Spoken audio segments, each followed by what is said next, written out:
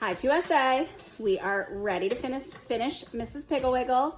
I've got my home audience ready in their PJs. Scouty, I'm sure, will join us as usual.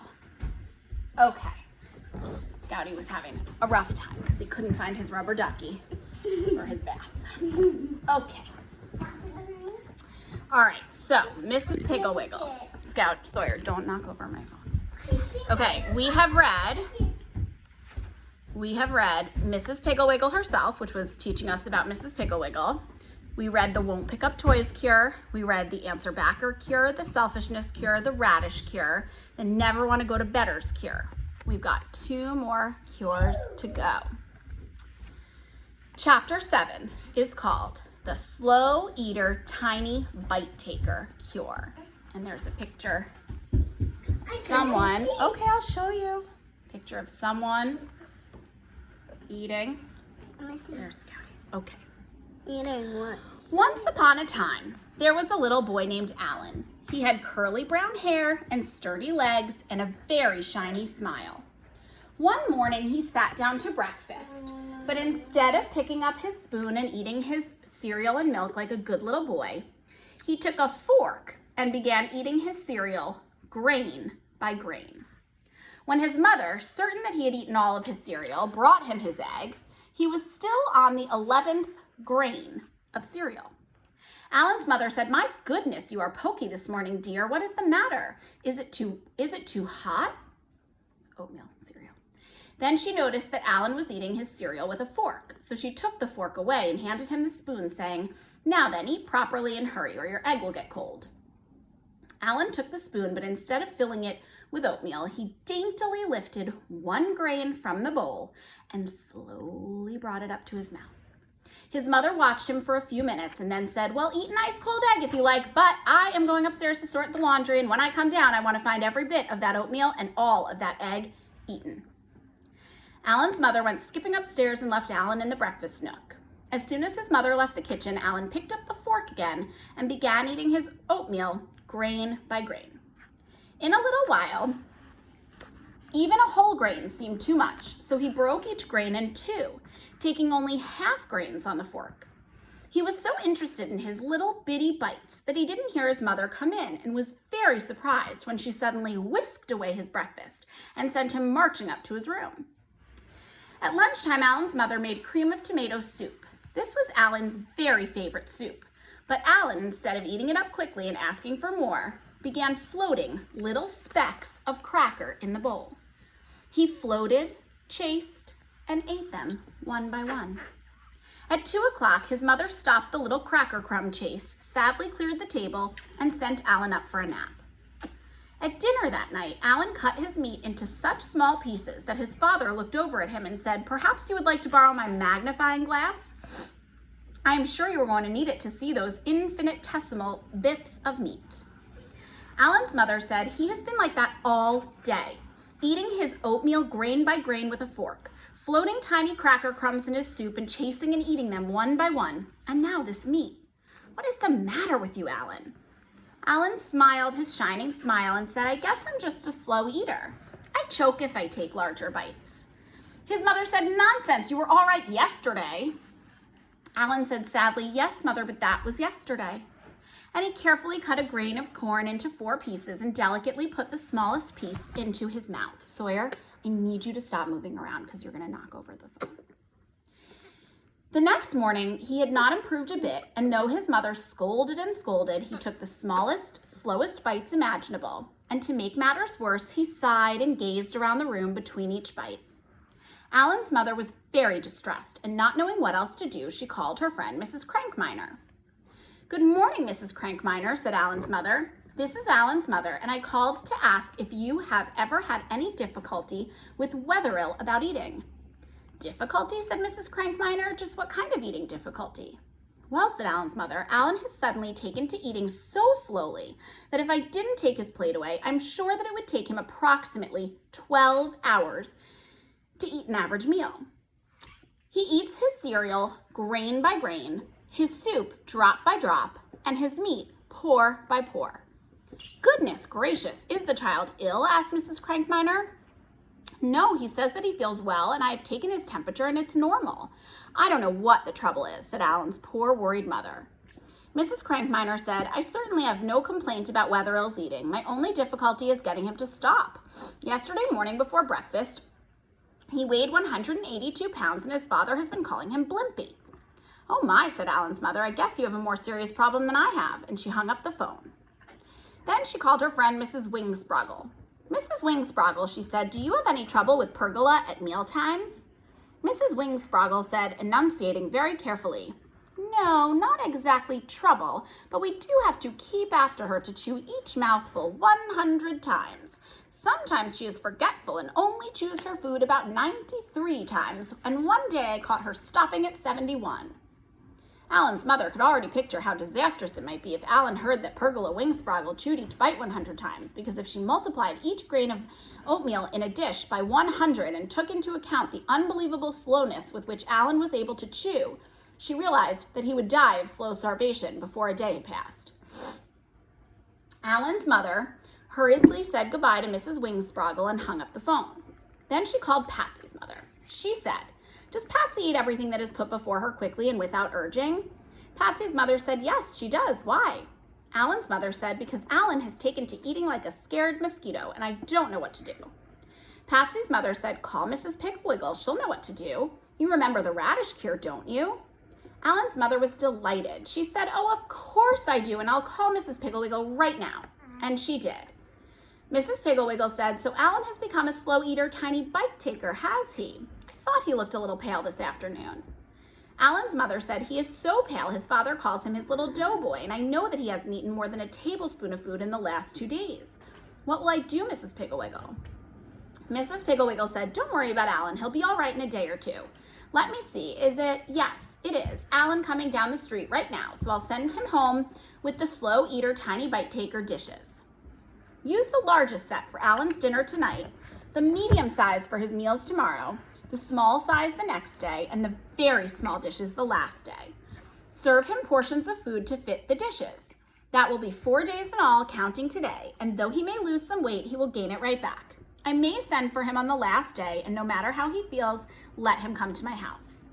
Alan's mother said, thank you very much, Mrs. Piggle-Wiggle. I will do just as you say, and I will be so happy when he is cured. I will send Alan right home with the dishes, said Mrs. Piggle-Wiggle. Now don't worry, simply follow my instructions. And Mrs. Piggle-Wiggle said goodbye. After a little while, Alan came home carrying a large wicker basket. Here's a present from Mrs. Piggle-Wiggle, Mother, and she said for me to be very careful with it. He set the basket on the kitchen floor and commenced to undo the fastenings. His mother said, no, dear, this is a present for me, and I think I'll just put it aside for now. You run out and play until dinner. Goodness, you are pale. Run as fast as you can down to Patsy's house and put some roses into your cheeks. Alan's mother put the basket on the top shelf in the kitchen and shut the cupboard door, which left nothing for Alan to do but go out and play. However, instead of running down to Patsy's, he walked very, very slowly because he was tired from not having had enough to eat. Just before dinner, Alan's mother took down the basket and opened it. There were 4 little sets of dishes. The largest set had a plate the size of a saucer, a cup like a small after-dinner coffee cup, a small fork, and a little spoon. The medium-sized set had a plate the size of a silver dollar. The medium-sized set had a plate like a doll plate, a doll cup, a very small fork and spoon. The small size had a plate the size of a silver dollar, a cup like a thimble, a fork like a match, and a spoon like a salt spoon. The tiny size set had a plate the size of a penny, a cup that would hold but a drop, a fork like a needle, and a spoon like a pin. Alan's dinner that night was served on the large set. He was given a baked potato as small as an egg, a piece of meat like a postage stamp, a slice of tomato, and the small cup of milk. Alan was so interested in taking tiny bites that he didn't even notice his new dishes. He ate 1/3 of the potato, 1/6 of the meat, 1 tomato seed, and drank about half a cup of milk. When he asked to be excused, his father looked at his saucer plate, still heaped with food, and started to say no, but Alan's mother quickly said, yes, dear, you may be excused, but you must play in your room until bedtime. The next morning, his mother put a teaspoon of scrambled egg and an inch-square piece of toast on the medium-sized plate and a tablespoon of orange juice in the doll cup. Alan loved the tiny fork and spoon because he was able to take such small bites that in 1 hour he had eaten but half the egg and 1/3 of the toast. He did drink all of the orange juice. At lunch and dinner, he ate even less and took even smaller bites. He had turned a very pale green and was so tired he had to sit down all of the time. The next day, his mother brought out the small dishes. On the dollar plate, she put 3 cornflakes, a piece of bacon the size of a snowflake, and 1/4 teaspoon of egg. In the thimble cup, she put 10 drops of cocoa. Alan was so tired that he had to crawl into breakfast on his hands. He was happy about the tiny dishes, though, and gave his mother a very sickly edition of the shiny smile. He cut the cornflakes into 13 pieces and ate a part of one. He ate a speck of an egg, a nibble of bacon, and 5 drops of cocoa, and then crawled in and lay on the couch. For lunch, he had 7 drops of soup, 2 cracker crumbs, and enough milk to barely moisten his lips. For dinner, he ate 1 lima bean and drank 4 drops of milk. He crawled up to bed right after dinner. He had to rest 8 times on the way upstairs. The next morning, he was so tired it took him almost half an hour to crawl down to breakfast. His mother had the penny plate, the drop cup, and the needle fork and pin spoon. On the penny plate, she had 1 grain of egg, 2 toast crumbs, and 2 raspberry jam seeds. She had a drop of milk in the cup. Alan was so weak he had to lift the needle fork with both hands, but even so he cut the 1 grain of egg in 2 and only ate 1 of the toast crumbs. He drank half the drop of milk and then lay down in the breakfast nook on the bench. Just then the telephone rang and it was Mrs. Piggle-Wiggle for Alan. His mother had to carry him to the telephone and hold the big heavy telephone receiver. Mrs. Piggle-Wiggle had great difficulty in hearing his weak, squeaky voice and finally had to give up and talk to his mother. Mrs. Piggle-Wiggle said, "It is Alan's turn to exercise the spotted pony, and I would like him to come over here right away." Alan's mother told Alan, and he was very excited, but he was so weak that his mother had to carry him out and put him in his little red wagon. Fortunately, it was downhill all the way to Mrs. Piggle-Wiggle's house, and when he got there, Rick Thompson and Hubert Prentice were waiting for him out front. They lifted him out of his little red wagon and laid him across Spotty's back. Here he is. So tired, lying on the pony. I can't see. Spotty turned his head around and licked the top of Alan's head comfortingly. Mrs. Piggle-Wiggle came out onto her front porch to see him off, and it took much self-control for her to keep from laughing as Spotty started slowly off down the street with Alan lying on his back like a bag of cornmeal. All morning, Alan lay on Spotty's back, his face buried in his mane, while Spotty paced the streets. Several times, women rushed out of their houses and asked Alan if he was ill, if he needed any help. Alan was very embarrassed and squeaked out, "I'm all right," and tried to sit up, but he was too weak. When 12 o'clock came, Alan was so tired that he knew he could not stay on Spotty's back another minute, so he guided the pony up to his own front gate. Then he rolled off his back onto the grass. He lay there like a wet sock, crying. His mother looked out the kitchen window, and seeing him lying there, she became frightened. She thought Spotty was a spirited horse and that he had bucked Alan off. She ran out and knelt beside him. "Darling," she said, "are you hurt? Did that vicious horse throw you? How many times did he buck?" Alan smiled weakly at the idea of gentle little Spotty bucking or throwing anyone, but then he began to cry again as he remembered that this was his last chance for a long time to exercise Spotty, and he was so weak that he couldn't stay on his back. He finally said to his mother, "Spotty did not buck or throw me. It is just that I am so tired I cannot stay on his back. I rolled off and now I can't get back on, and it's my turn to exercise him, and I won't have another turn for a long time." Alan's mother said, "Now see here, Alan, this all comes from your turning into a slow eater, tiny bite taker, and if you want to ride Spotty faster this afternoon, you'll have to come into the house and eat something." She tied Spotty to the fence, picked Alan up, carried him into the house, and set him in the breakfast nook. He leaned weakly back against the wall and closed his eyes. His mother began rattling pans and turning on burners, and pretty soon she handed him the drop cup filled with cream of tomato soup and the penny plate with 2 cracker crumbs on it. She said, "Now drink this soup in one gulp and put both those crumbs in your mouth at once." Alan did as he was told, then leaned back and closed his eyes again.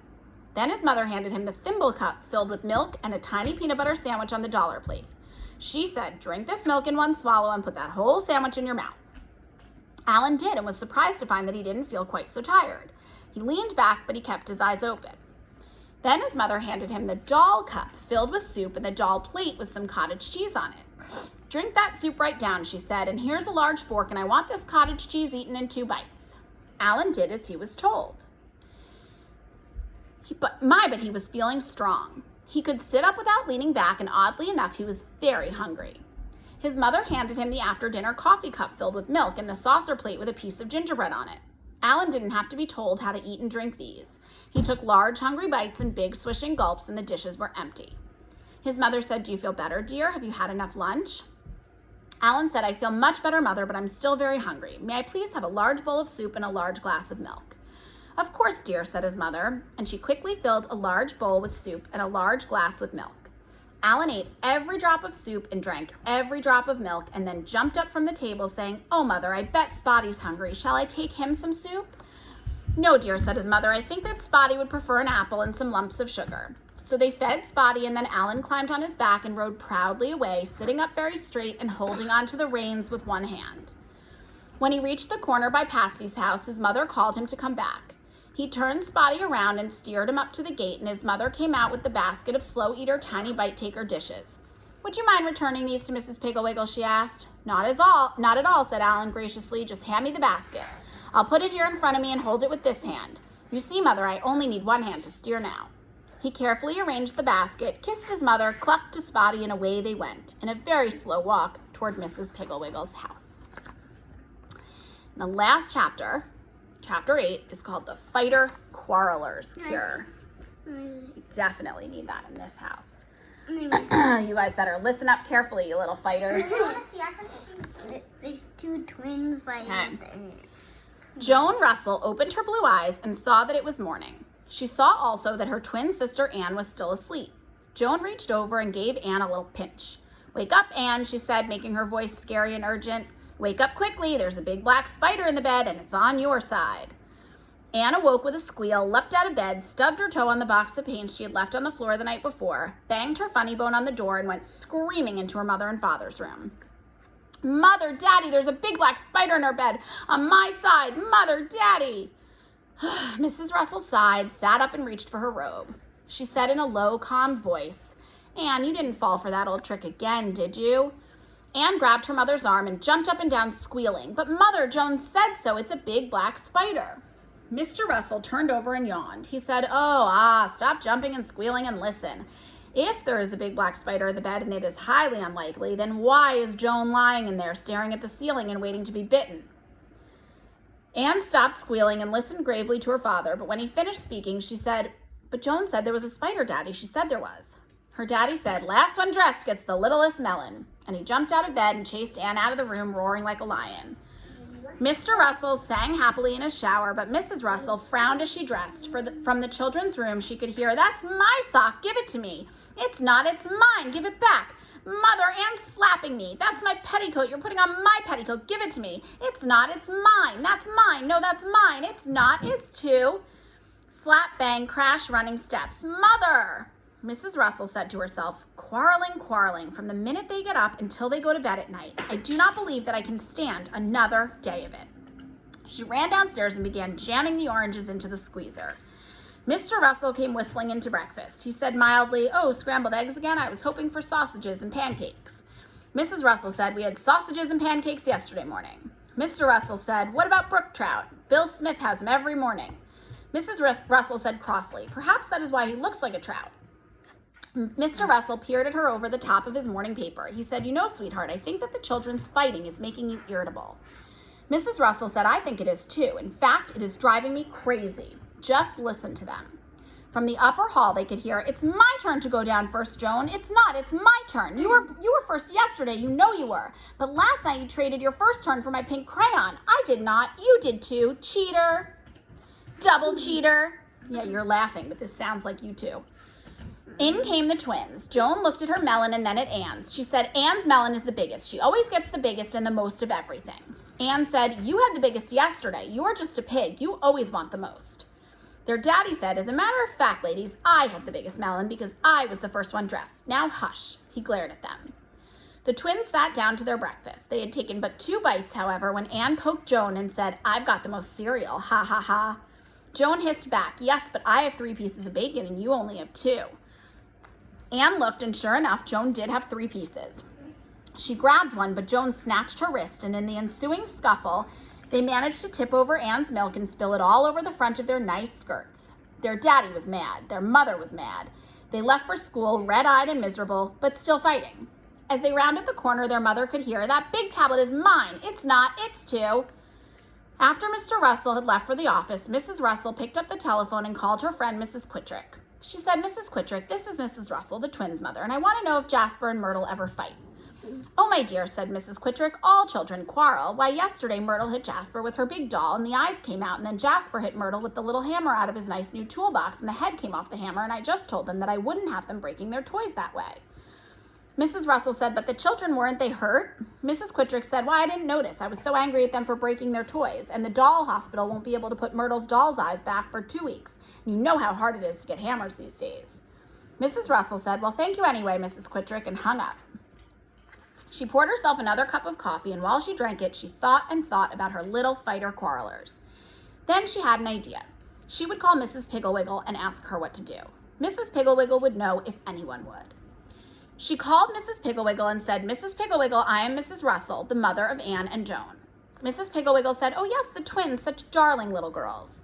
Mrs. Russell said, "But they quarrel so, Mrs. Piggle-Wiggle. They begin fighting the moment they open their eyes in the morning, and they don't stop until they fall asleep from exhaustion. It is dreadful. You should hear them." Mrs. Piggle-Wiggle said, "Oh, I know. That's my sock. No, it's mine. That's my box. No, it's mine. It's not. It's two. You have the most. You're a pig."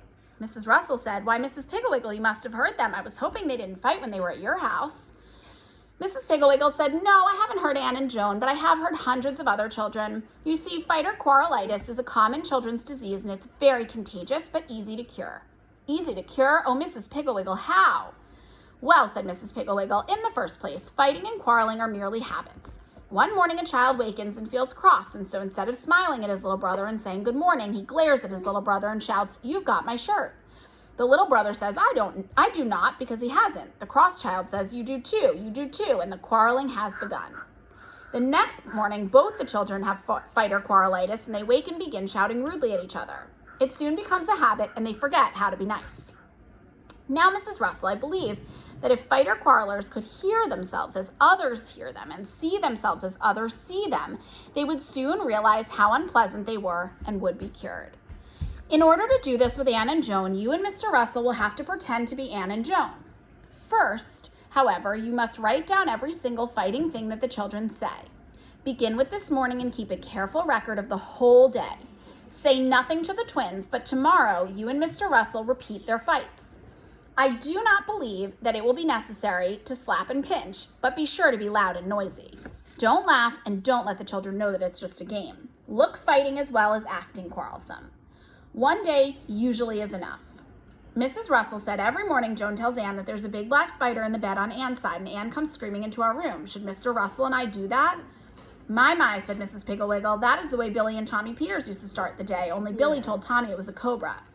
"Well, cobra or black spider, you and Mr. Russell do the same. Goodbye and good luck." After saying goodbye to Mrs. Piggle-Wiggle, Mrs. Russell sat down and wrote down every word of Anne and Joan's morning fight that she could remember.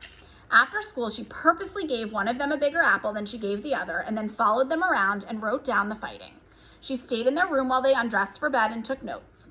Fortunately, the children were very productive and fought about the amount of toothpaste on their toothbrushes, whose turn it was for the shower, whose pillow was softest, the amount of room they had in bed, who had the most covers, whose turn it was to turn off the light, who had the biggest feet, whose mouth opened the widest, who had the most teeth, everything.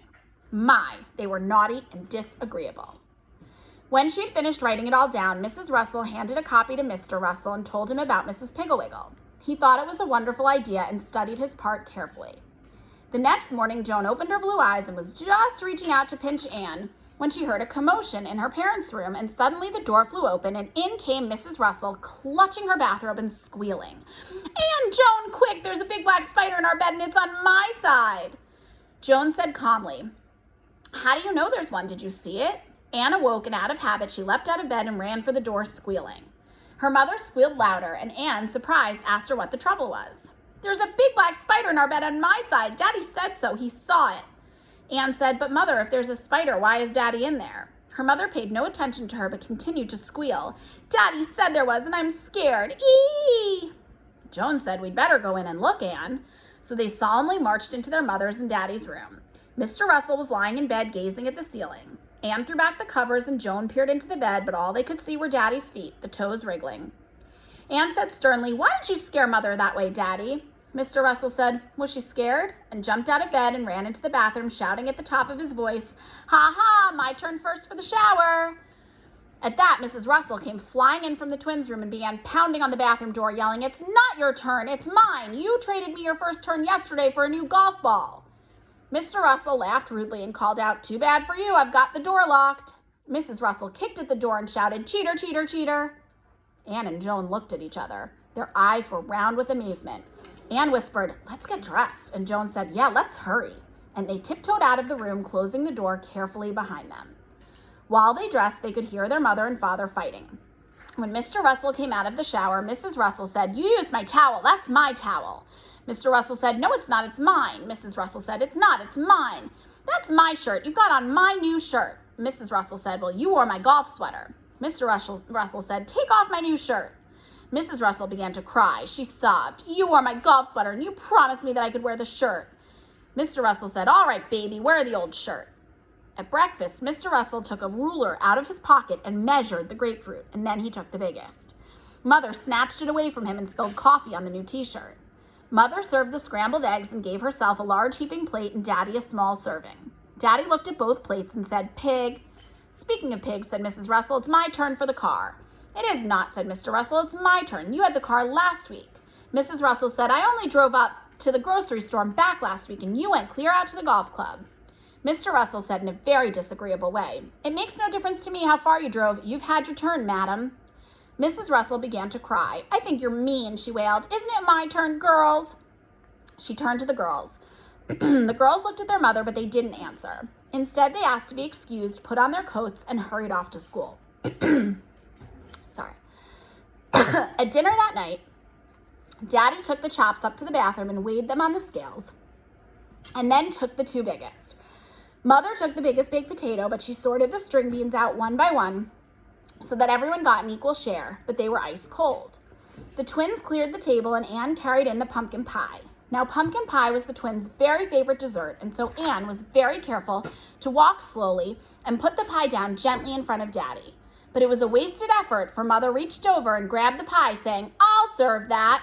"Oh, no, you won't," said Daddy, jerking the pie back. "Will too," said Mother. And here they are fighting over the pie with the girls watching. And if you notice, the girls are not fighting. "Will too," said Mother, reaching for the pie, but Daddy jerked it off the table and held it over his head. Mother grabbed his wrist and the pie went splat all over the rug. The twins began to cry. They said, "Mommy, Daddy, please stop fighting. We just can't stand it anymore. It's dreadful." Mother said, "Why, we thought you enjoyed fighting." Joan said, "We hate fighting. We're so unhappy." Anne said, "Fighting is terrible. It makes us miserable." Mrs. Russell took Joan on her lap and Mr. Russell took Anne on his lap, and they said, "To tell you the truth, girls, we don't like fighting either. It is just a habit we caught from you. Why, we must have been fighting all day." The twins said, "You have." Daddy said, "I'll tell you what we'll do. We'll all join hands and solemnly pledge that there shall be no more fighting in this house. Then we'll all walk up to the ice cream store and seal the pledge with ice cream. Does everyone agree?" "We all agree," they shouted. So they joined hands and said, "I do solemnly pledge that I will not quarrel or fight in this house ever again." Then they walked up to Mr. Finley's and had ice cream sodas, and even though Anne saw Mr. Finley put 3 scoops of ice cream in Joan's soda and only 2 in hers, and even though Joan saw Mr. Finley put 2 scoops of strawberry in Anne's and only 1 in hers, neither of them said a word. The fighter quarrelitis was cured. The end. And if you liked that, there's more Mrs. Piggle-Wiggle. There's Mrs. Piggle-Wiggle's Magic. Hello, Mrs. Piggle-Wiggle, and happy birthday, Mrs. Piggle-Wiggle. Tell them the next chapter before we make it. Good night.